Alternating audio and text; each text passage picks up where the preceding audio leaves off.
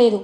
అన్నీ పక్కన పెడితే కేవలం మధ్యంతరుల ఉత్తర్వుల పైన అంటే అక్టోబర్ 15కి ఇంకా ఫైనల్ జడ్జిమెంట్ ఫైనల్ ఆర్గ్యుమెంట్స్ అవ్వకముందే ఏదైనా అపాయింట్మెంట్ ఆర్డర్స్ ఇచ్చిన రాష్ట్రం ఉందంటే అది ఫస్ట్ నేనైతే ఇదే చూస్తున్నా. మాకున్న నాలెడ్జ్లో ఈ ఫస్ట్ చూసింది ఇదే. ఇంతకు మించి ఇంకా దీనిపైన చెప్పడానికి మాటలు కూడా రావట్లేదు. ఇంకా మేము ఇంకొకటి ఏం చెప్పాలనుకుంటామంటే జీవో 29 అనేది దీనిపైన మేము రిజల్ట్ వచ్చినప్పటి నుంచి కొట్లాడుతున్నాం. దీనిపైన మేము డైరెక్ట్గా డిప్యూటీ సీఎం గారిని కూడా కలిసి సార్ ఇది సమస్య, ఈ విధంగా రిజర్వేషన్స్ లేకుండా మాకున్న రిజర్వేషన్స్ ఇవ్వకుండా మాకున్న వాటిలోనే మమ్మల్ని తీసుకెళ్ళడం అనేది కరెక్ట్ కాదు. ఒక రిజర్వేషన్ అభ్యర్థి వాళ్ళు మెరిట్లో కనుక జాబ్ సాధించుకోగలిగితే ఖచ్చితంగా వాళ్ళని మెరిట్లో కన్సిడర్ చేయాలి. ఇది లేదు, దీనిపైన మీరు స్పందించండి అని చెప్పినాం. తర్వాత మేము చాలాసార్లు ఆయనను కలవడానికి ట్రై చేయడం జరిగింది. సరే నేను చూస్తా, నేను జిఐడి వాళ్ళని అడుగుతాను, నేను దీనిపైన ఒక వివరణ ఇస్తా అన్నారు. కానీ ఈ రోజు వరకు అసలు జీవో 29 ఎందుకు వచ్చింది, ఎవరి ద్వారా వచ్చింది, ఎవరికి ఉద్యోగాలు ఇవ్వడం కోసం వచ్చింది, ఇది చెప్పడానికి అసలు ఏ కాంగ్రెస్ వాళ్ళకి కూడా నేను అడుగుతున్నా. ఈరోజు చెప్పగలరా ఎవరన్నా? కాంగ్రెస్ వాళ్ళలో చాలామంది దళితులు ఉన్నారు, ఎస్సీ ఎస్టీ నుంచి వచ్చి ఎంపీలు ఎమ్మెల్యేలు అయిన వాళ్ళు ఉన్నారు. మీ జాతికి అన్యాయం చేస్తుంటే మీరు అక్కడ కూర్చొని మీ పదవులు ఉంటే ఎంత పోతే ఎంత అంటే ఇక్కడ బడుగు బలహీన వర్గాలకు చెందిన వాళ్ళు అవ్వద్దా, గ్రూప్ 1 ఆఫీసర్లు అవ్వద్దా, వాళ్ళు నెక్స్ట్ ఐఏఎస్లోకి వెళ్ళొద్దా, డిఎస్పీ నుంచి ఐపీఎస్లోకి వెళ్ళొద్దా?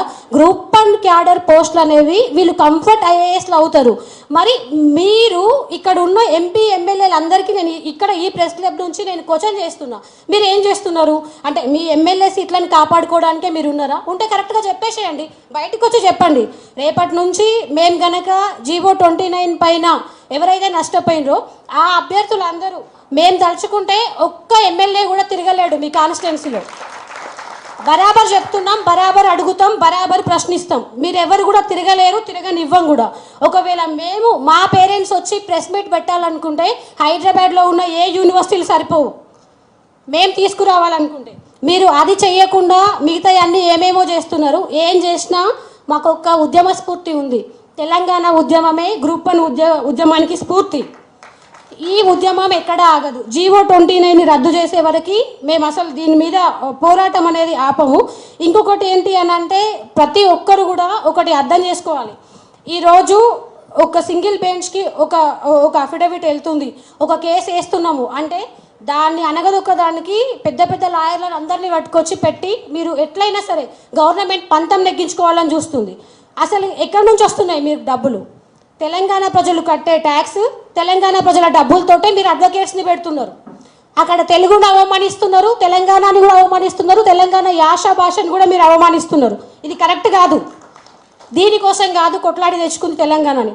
రేవంత్ అన్న మీరు ఒకటి గుర్తు చేసుకోవాలి. 2023 అక్టోబర్లో ఇదే ప్రెస్ క్లబ్కి మీరు వచ్చి ఒక 2 లక్షల ఉద్యోగాలకి ఈక్వేషన్ చెప్పారు. మీరు గ్రూప్ 1 రాసిన వాళ్ళు ఒక 6 లక్షల మంది ఉన్నారు. మీ కుడి ఎడమ మీ పేరెంట్స్ అందరు కలిపి నాకు ఓట్లు వేయండి, మీకు 2 లక్షల ఉద్యోగాలు నేను జాబ్ క్యాలెండరు ఫస్ట్ ఇయర్లోనే ఇస్తామని. ఇప్పటి వరకు అది ఎక్కడ పోయిందో అది మీకే తెలియాలి. అది మీకే వదిలేస్తున్నాం. మేము ఇప్పుడు చెప్పదలుచుకుంది ఏంటి అని అంటే మాకు సింగిల్ బెంచ్ ఇచ్చిన జడ్జిమెంట్ పైన సమగ్ర విచారణ ఆల్రెడీ అయిపోయింది. అది ముందుకు తీసుకురావాల్సి ఉంది. తప్పకుండా దానిపైన ఏ విధంగా అయితే న్యాయంగా ఉందో ఆ న్యాయాన్ని అమలు చేసి రీమెయిన్స్ రీవాల్యుయేషన్ ఏది మీరు నిర్ణయం తీసుకుంటారో అది చెప్పండి. సుప్రీంకోర్టు కూడా చెప్పింది నిన్న ఇప్పుడు ఇచ్చినటువంటి అపాయింట్మెంట్స్కి హక్కులు అనేవి లేవు అని. మరి మేము ర్యాంకర్స్ని ఏమనట్లేదు, మాకు అసలు వేరే వాళ్ళని అనే ఉద్దేశం లేదు. కష్టపడ్డ వాళ్ళలో అందరూ కష్టపడి వచ్చిన వాళ్ళు కూడా ఉన్నారు. మాకు కావాల్సింది ఒక న్యాయం, ఒక ధర్మం. ఇన్ని సంవత్సరాల నుంచి కొట్లాడిన ఈ పోరాటంలో కొంతమంది అభ్యర్థులు వాళ్లకు కనీసం తినడానికి తిండి లేక 5 రూపాయల భోజనం చేసి ఇప్పటికీ బస్ స్టాప్లలో పడుకునే వాళ్ళు ఉన్నారు. అలాంటి వాళ్ళకి న్యాయం జరగాలి.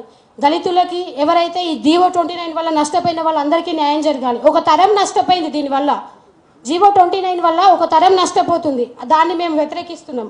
దయచేసి దీనిపైన ప్రతిపక్షాలు అందరూ కూడా ఈ జీవో 29 పైన మాట్లాడతారని, ఎవరైతే నష్టపోయిన అభ్యర్థులకి అండగా ఉంటారని మేము కోరుకుంటున్నాము.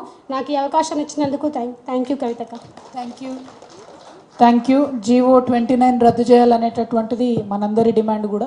జీవో 55 బాగుండే, 29 తీసుకొచ్చి చాలా అన్యాయం చేసిరు అన్నది వాస్తవం. దాంతోపాటు ప్రభుత్వము కక్షపూరితంగా కేసులలో పిల్లల్ని ఇరికించుకుంటూ రిజల్ట్ డిలే చేసుకుంటూ పోతున్నారు. సో మీ పక్షాన కూడా ప్రభుత్వం ఎంత గట్టి లాయర్ని పెడితే అంతకన్నా గట్టి లాయర్ని మనం పెట్టుకుందాం, మీరు భయపడాల్సినటువంటి అవసరం లేదు. ఇప్పుడు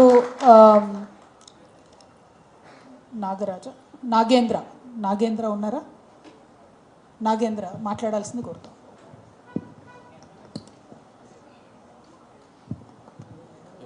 అందరికీ నమస్కారం. నా పేరు డాక్టర్ నాగేంద్ర హంసావత్. ఈ అవకాశాన్ని నాకు కల్పించినటువంటి ముందుగా వేదికను అలంకరించిన పెద్దలందరికీ నా నమస్కారాలు.